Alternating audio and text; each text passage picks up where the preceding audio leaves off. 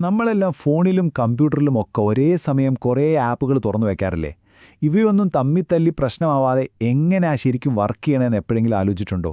ആ, അതിന് പിന്നിലൊരു മാജിക് ഉണ്ട്. അതിനെയാണ് നമ്മൾ ഓപ്പറേറ്റിംഗ് സിസ്റ്റത്തിലെ സിങ്ക്രോണൈസേഷൻ എന്ന് വിളിക്കുന്നത്. അപ്പോൾ ഈ പ്രശ്നങ്ങളൊക്കെ ഒഴിവാക്കാൻ അവിടെ ഒരു ഗേറ്റ് കീപ്പറുണ്ട്, ലോക്കുകൾ. ഇവരെക്കുറിച്ചാണ് നമ്മളിന്ന് സംസാരിക്കാൻ പോകുന്നത്.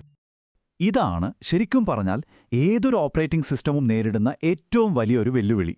ഒന്ന് ആലോചിച്ചു നോക്കൂ, ഒരേ ഡേറ്റയ്ക്ക് വേണ്ടി ഒന്നിലധികം പ്രോഗ്രാമുകൾ ഒരേ നിമിഷം മത്സരിച്ചാൽ എന്ത് സംഭവിക്കാനാ സാധ്യത? ഫലം ആകെ മൊത്തം ഒരു ആശയക്കുഴപ്പമായിരിക്കും. ഇതിനൊരു പേരുണ്ട്, റേസ് കണ്ടീഷൻ. ഒരു ഉദാഹരണം നോക്കാം, അല്ലേ?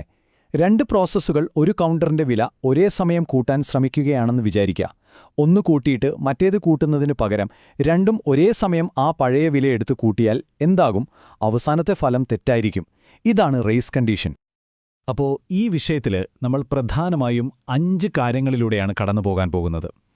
ആദ്യം ഈ കൺകറൻസിയിലെ പ്രശ്നം എന്താണെന്ന് നോക്കും. പിന്നെ ലോക്കുകൾ എന്ന അടിസ്ഥാന പരിഹാരം. അത് കഴിഞ്ഞ് ഹാർഡ്വെയർ ഉപയോഗിച്ച് എങ്ങനെ ലോക്കുണ്ടാക്കാം. പിന്നെ സ്പിൻ ലോക്കുകൾ. അവസാനം സ്പിന്നിങ്ങും സ്ലീപ്പിങ്ങും തമ്മിലുള്ള വ്യത്യാസം എന്താണെന്നും നമ്മൾക്ക് മനസ്സിലാക്കാം. ഓക്കെ, അപ്പം നമുക്ക് ആദ്യത്തെ വിഷയത്തിലേക്ക് കടക്കാം. നമ്മളിപ്പോൾ പറഞ്ഞില്ലേ ഈ റേസ് കണ്ടീഷൻ, ആ ആശയത്തെ കുറച്ചുകൂടി ആഴത്തിൽ ഒന്ന് മനസ്സിലാക്കാൻ ശ്രമിക്കാം. ഇതാണ് സത്യം പറഞ്ഞാൽ കൺകറന്റ് പ്രോഗ്രാമിംഗിലെ ഏറ്റവും വലിയ വെല്ലുവിളി. വളരെ സിമ്പിളായി പറഞ്ഞാൽ ആരാണ് ഫസ്റ്റ് അടിക്കുന്നത് എന്നതിനെ ആശ്രയിച്ച് ഫലം മാറുന്നൊരു ഓട്ടപ്പന്തയം പോലെയാണിത്. ഇത് നമ്മുടെ ഡേറ്റയെ നശിപ്പിക്കും, പ്രോഗ്രാമിന്റെ പ്രവർത്തനം പ്രവചിക്കാൻ പറ്റാത്തൊരവസ്ഥയിലേക്ക് കൊണ്ടുപോയി എത്തിക്കുകയും ചെയ്യും. അപ്പോൾ ഈ കുഴപ്പങ്ങളൊക്കെ ഒഴിവാക്കാനുള്ള നമ്മുടെ ആദ്യത്തെ ഹീറോയാണ് ലോക്ക്. റേസ് കണ്ടീഷനുകൾ തടയാൻ ഉപയോഗിക്കുന്ന വളരെ ലളിതവും എന്നാൽ അത്രയും തന്നെ ശക്തമായ ഒരു ടൂളാണിത്. ലോക്കുകൾ നടപ്പിലാക്കുന്ന അടിസ്ഥാന തത്വം ഇതാണ്, മ്യൂച്വൽ എക്സ്ക്ലൂഷൻ. ഇത് മനസ്സിലാക്കാൻ എളുപ്പമാണ്. ഒരാൾക്ക് മാത്രം ഉപയോഗിക്കാൻ പറ്റുന്നൊരു ബാത്റൂമിന് ഒരൊറ്റ താക്കോലേ ഉള്ളൂവെന്ന് കരുതുക. ആ താക്കോൽ കയ്യിലുള്ളയാൾക്ക് മാത്രം അകത്ത് കിടക്കാം, ബാക്കിയുള്ളവരെല്ലാം പുറത്ത് കാത്തു നിൽക്കണം. അത്രയുള്ളൂ. ഒരു ലോക്കിന്റെ പ്രവർത്തനം ഈ 3 സ്റ്റെപ്പുകളിലൂടെയാണ് പോകുന്നത്. ആദ്യം പ്രോസസ് ലോക്ക് അക്വയർ ചെയ്യും, അതായത് സ്വന്തമാക്കും.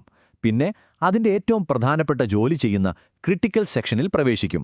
ആ ജോലി കഴിഞ്ഞാലുടൻ ലോക്ക് റിലീസ് ചെയ്യും, അതായത് ഉപേക്ഷിക്കും. ഈ ചിട്ടയായ പ്രവർത്തനം കാരണം ഒരു ആശയക്കുഴപ്പവും ഉണ്ടാവില്ല. ശരി, ഇപ്പം നമ്മുടെ മനസ്സിൽ സ്വാഭാവികമായും ഒരു ചോദ്യം വരും. ഈ ലോക്കിനെ നമ്മൾ എങ്ങനെ ലോക്ക് ചെയ്യും? കാരണം ലോക്ക് ഫ്രീ ആണോ എന്ന് നോക്കുന്നതിനും അത് എടുക്കുന്നതിനുമിടയ്ക്ക് വേറൊരു റേസ് കണ്ടീഷൻ വന്നാലോ? ഇതൊരു വളരെ പ്രധാനപ്പെട്ട ചോദ്യമാണ്. ഒന്നാലോചിച്ചു നോക്കൂ, ഒരു പ്രോസസ്സ് നോക്കുമ്പോൾ ലോക്ക് ഫ്രീയാണ്. പക്ഷേ അതെടുക്കാൻ തുടങ്ങുന്ന അതേ സെക്കൻഡിൽ വേറൊരു പ്രോസസ്സും വന്ന് അതേ ലോക്ക് ഫ്രീയാണെന്ന് കണ്ട് എടുക്കാൻ ശ്രമിച്ചാൽ എന്തു ചെയ്യും? വീണ്ടും പഴയ പ്രശ്നം തന്നെ, ഒരു റേസ് കണ്ടീഷൻ. അപ്പോൾ ഈ പ്രശ്നത്തിനുള്ള പരിഹാരം സോഫ്റ്റ്വെയറിലല്ല, മറിച്ച് ഹാർഡ്വെയറിലാണുള്ളത്.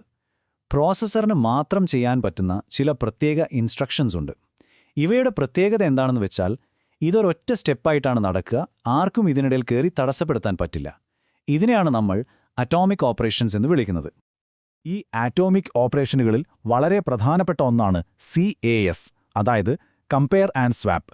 ഇതെന്താ ചെയ്യുന്നതെന്ന് വെച്ചാൽ ഒരു വിലയെ പരിശോധിച്ച് അത് നമ്മൾ വിചാരിച്ച വില തന്നെയാണെങ്കിൽ മാത്രം മാറ്റം വരുത്തും.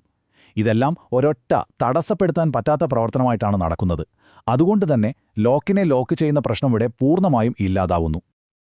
അപ്പോൾ ഈ അറ്റോമിക് നിർദ്ദേശങ്ങൾ ഉപയോഗിച്ച് ഉണ്ടാക്കിയെടുക്കുന്ന ഏറ്റവും സിമ്പിളായിട്ടുള്ള ലോക്കുകളിൽ ഒന്നാണ് സ്പിൻ ലോക്കുകൾ. നമുക്കവയെക്കുറിച്ച് ഒന്ന് നോക്കാം.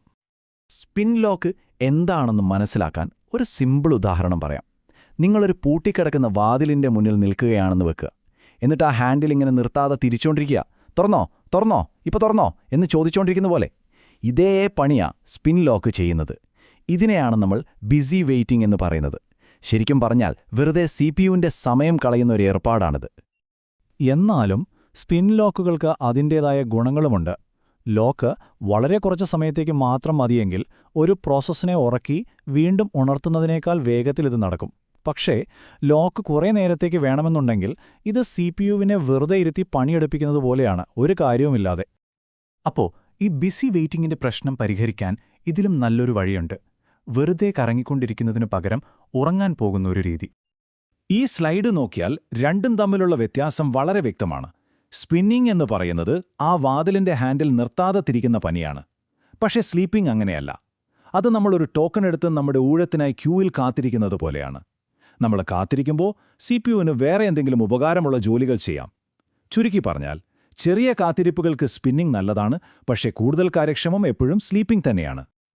അതെ, ലോക്ക് ഫ്രീ അല്ലാത്തപ്പോൾ കാത്തുനിൽക്കുന്ന പ്രോസസ്സിനെ ഒരു ക്യൂവിലേക്ക് മാറ്റി അതിനെ താൽക്കാലികമായി ഉറക്കുന്നു. എപ്പോഴാണോ ലോക്ക് ഫ്രീ ആകുന്നത്, അപ്പോൾ ഓപ്പറേറ്റിംഗ് സിസ്റ്റം ഈ പ്രോസസ്സിനെ ഉണർത്തി അതിന്റെ ജോലി തുടരാൻ അനുവദിക്കും. ഇത് സിസ്റ്റത്തിന്റെ റിസോഴ്സസ് വളരെ കാര്യക്ഷമമായി ഉപയോഗിക്കാൻ സഹായിക്കുന്നു. ഈയൊരു വാചകം നമ്മൾ ഇതുവരെ പറഞ്ഞതിൻ്റെ എല്ലാം കാതലാണ്. നമ്മൾ ഏത് സിങ്ക്രൊണൈസേഷൻ രീതിയാണ് തിരഞ്ഞെടുക്കുന്നത് എന്നത് ഓപ്പറേറ്റിംഗ് സിസ്റ്റത്തിന്റെ മൊത്തത്തിലുള്ള വേഗതയെയും കാര്യക്ഷമതയെയും നേരിട്ട് ബാധിക്കുന്ന ഒരു കാര്യമാണ്. അപ്പോൾ വെറുതെ CPU-നെ കഷ്ടപ്പെടുത്തുന്ന സ്പിൻ ലോക്കുകളിൽ നിന്ന് വളരെ സ്മാർട്ടായി ഊഴം കാത്തിരിക്കുന്ന സ്ലീപ്പിംഗ് ലോക്കുകളിലേക്ക് നമ്മളെത്തി. എന്നാൽ ഒന്നാലോചിച്ചു നോക്കൂ, നാളത്തെ ലോകത്ത് പ്രോസസ്സറുകൾക്ക് 100 കണക്കിന് കോറുകളൊക്കെ വരുമ്പോൾ ഈ രീതികൾ മതിയാകുമോ? അതോ സിങ്ക്രൊണൈസേഷനു വേണ്ടി നമ്മൾ ഇതിലും പുതിയ വഴികൾ കണ്ടെത്തേണ്ടി വരുമോ? ഇതിന്റെ ഉത്തരം ഒരുപക്ഷെ അടുത്ത തലമുറയിലെ ഓപ്പറേറ്റിംഗ് സിസ്റ്റങ്ങൾ തന്നെ നമുക്ക് പറഞ്ഞുതരും.